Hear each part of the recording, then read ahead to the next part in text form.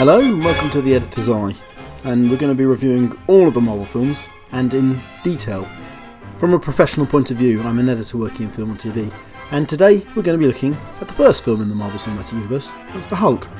And first off for you impatient people is a mark, and the mark is 5 out of 10. That's an average mark, and that's because this is a very average film. Not a terrible film like a lot of people say, an average film, and I'll explain in detail why.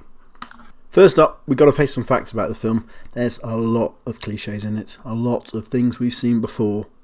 Lovers in the rain, nerdy scientists spouting plot. By the way, you're supposed to find these scientists very quirky and funny, and spoiler alert, this guy isn't, he's annoying.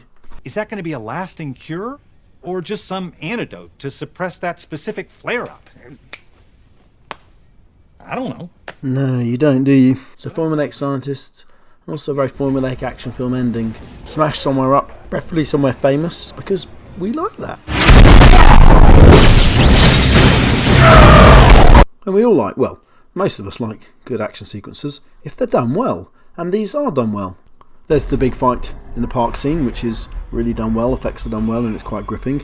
And even more, the big face-off at the end with the Abomination. A well-executed action sequence. It's exciting to watch. But it's the stuff in between that feels weak, and in fact often it feels like padding, a filler, stuff that's just happening between each action sequence. Come here. What? Just want to do this. Yeah. It's a poor scene in terms of understanding our characters.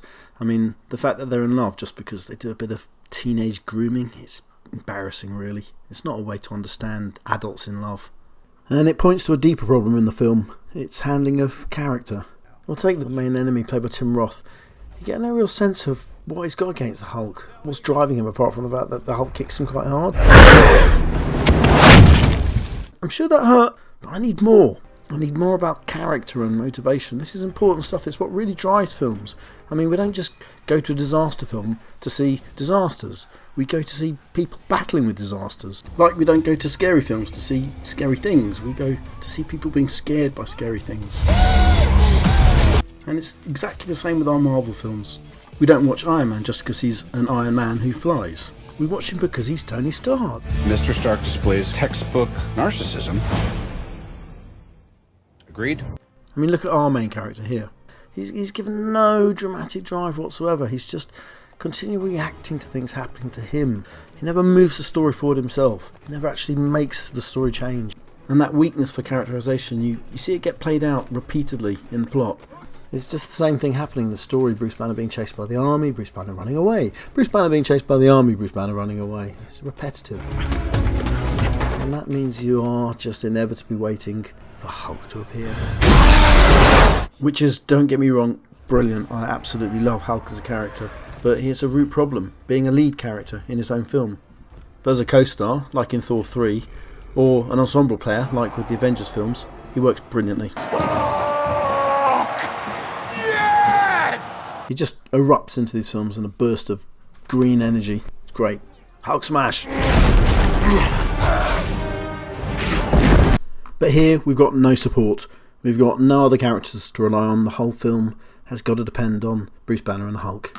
And we end up with a film that feels pretty threadbare compared with what's going to be coming up in the MCU. Now, this is characterization fault, not actors' fault. It's the creation of the characters in the story. That's the script writing, that's the directing, that's how the actors are performing, that's the takes you're choosing, the editing. It's all sorts of things. Not just the acting. So a lot of people seem to blame Ed Norton for this film, which is crazy. He's a good actor, and there's lots of good actors in this film. There's William Hurt, and there's Tim Roth. When the acting's not firing and your actors are decent, it's normally the direction that's the problem. This is a director paying too much attention to the action in the film, and not enough to the story, the characters, the humour. And that's a lesson that Marvel is going to take on board as their cinematic universe unwinds. Don't forget, this is the very first in the MCU. So, an average film, 5 out of 10 film. And that's not bad, seeing as this is the worst of the MCU films. All of the others are going to get better from this point. So that's it, and don't forget, subscribe to my channel.